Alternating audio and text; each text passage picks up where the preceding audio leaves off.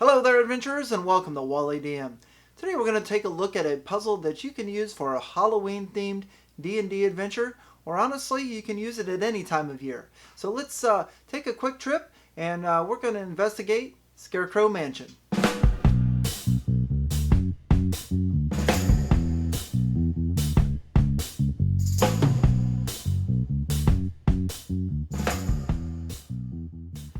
Before we get started, this is kind of how I'm imagining the entire scenario or the subquest to kind of go. I'm kind of thinking that the players have come to a town and it is very pumpkin heavy. They have that's their main product. They have pumpkin pies. They have pumpkin jams. They have pumpkin seeds. Pumpkin spiced beer and things of that nature. So every menu in town, everything in town revolves around pumpkins. And in fact, I also want to incorporate scarecrows.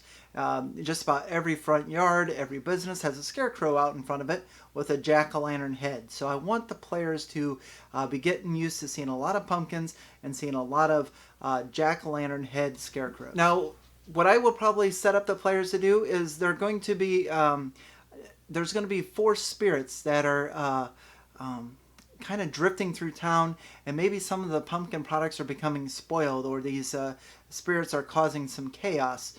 And it has been brought to the attention that there was an old mansion just outside of town, or on the west side, south side, east side, north side.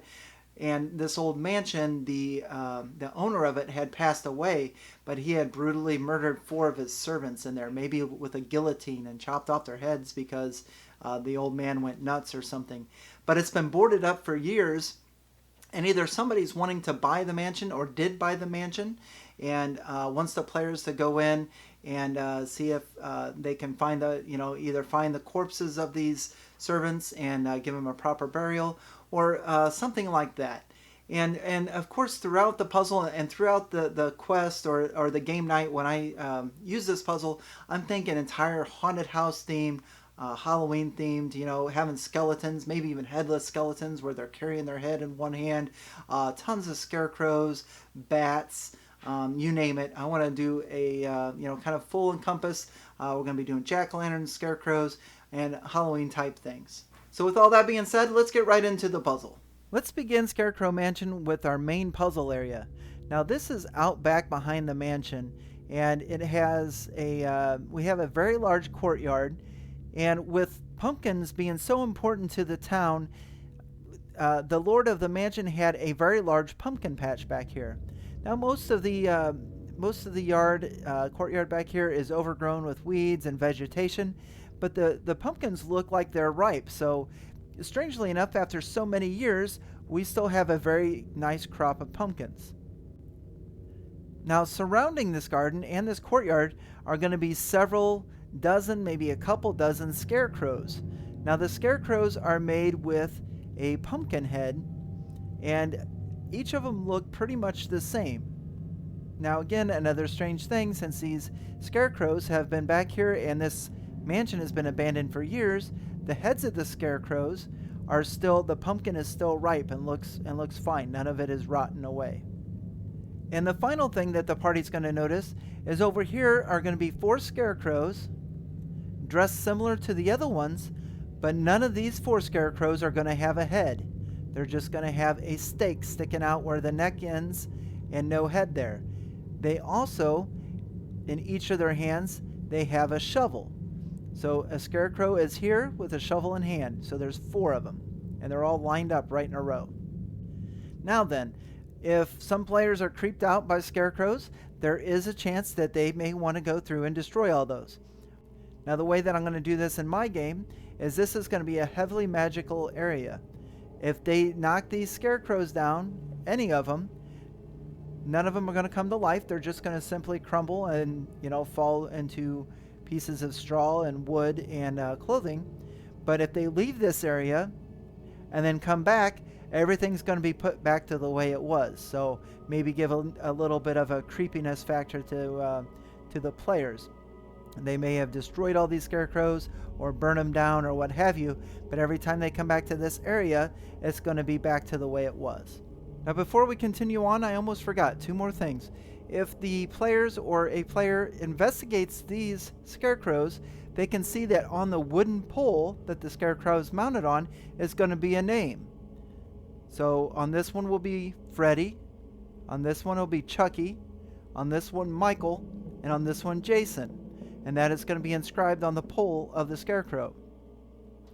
Also, if the players get ahead of themselves and try putting a pumpkin and smashing it on top to complete the scarecrow, the pumpkin is going to become animated, creating a face and a mouth, and it's going to burst forth a cone or a cloud of poisonous gas.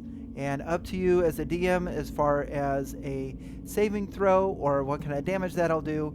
But that is what's going to happen if they try to take one of these pumpkins from the patch, and without finding the clues and knowing what to and how to prep the pumpkin first, it'll breathe out a poisonous gas, and then it will explode and maybe even cause some more damage.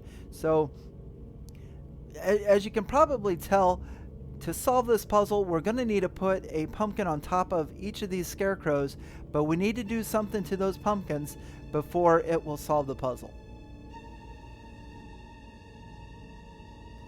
Now, when I use this puzzle, this will be like one of my main mansion rooms, and it'll branch off to different areas of the mansion where I'm going to put the clues to this puzzle.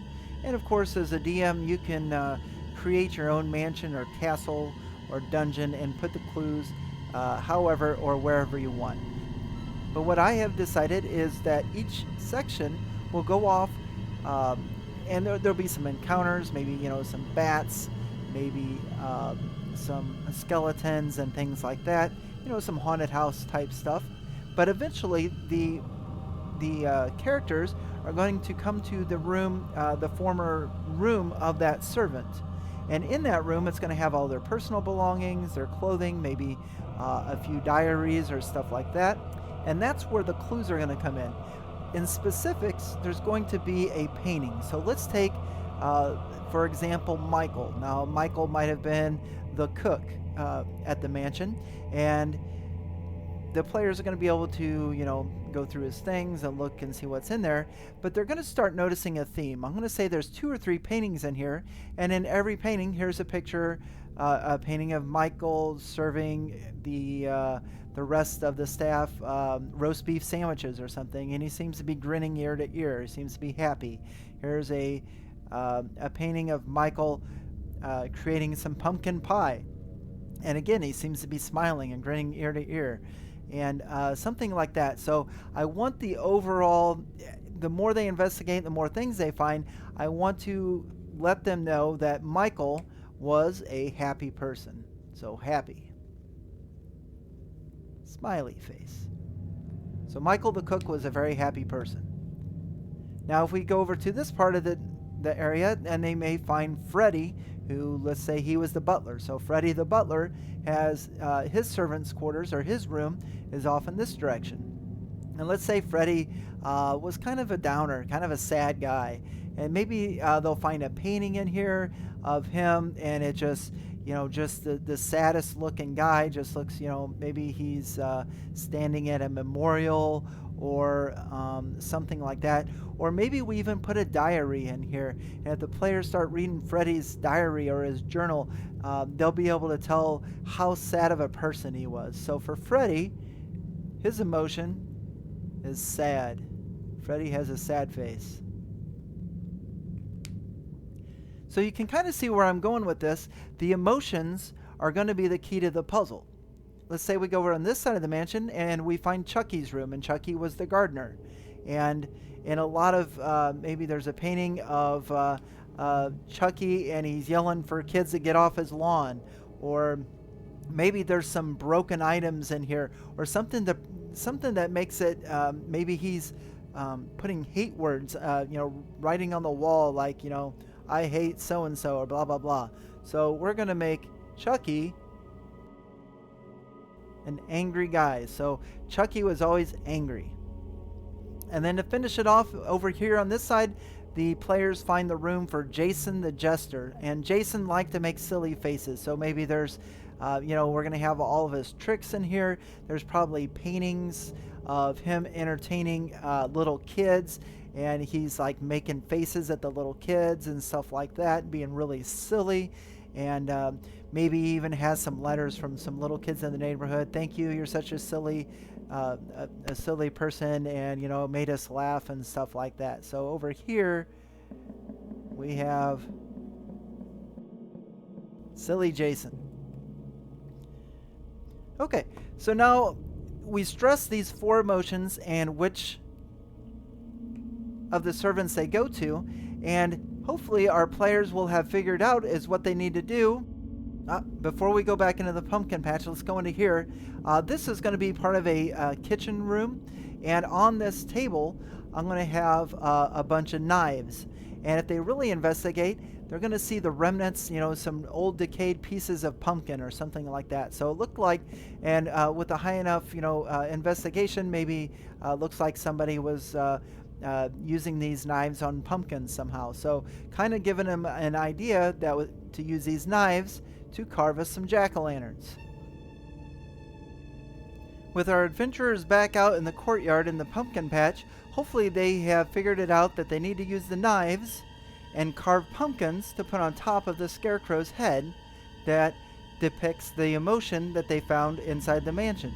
So if this was Freddy, then they would need to take a pumpkin and carve a sad face and put it on top of Freddy's Scarecrow.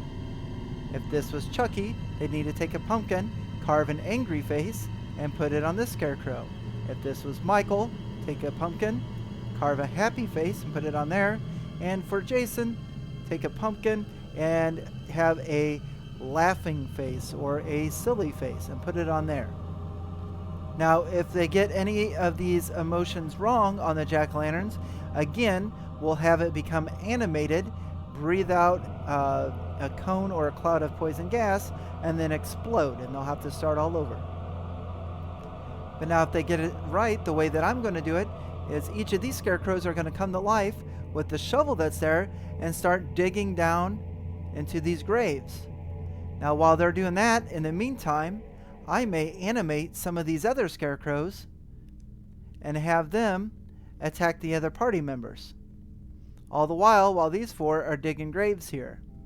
Now, the way that I had planned it is they will dig down to show that these are the remains of the servants.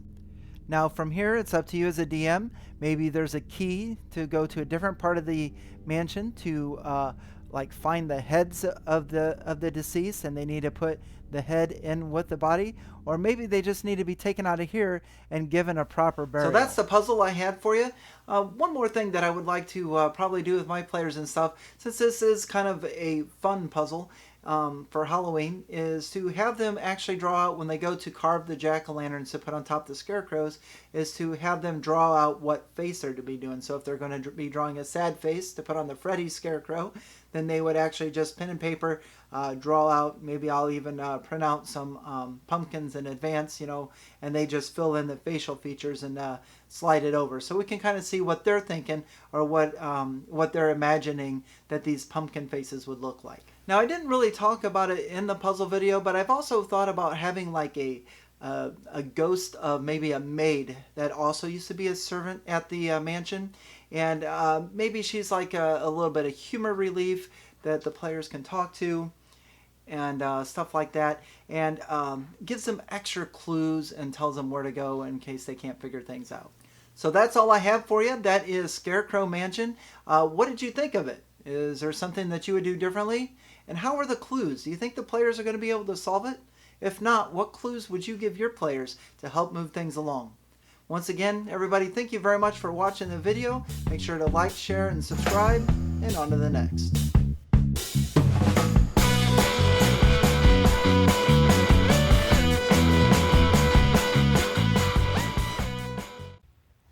Hey guys, Wally D here. We're going to do a post-credit scene here, I guess. I just thought of this while I was putting the video together, and I just wanted to record this real quick.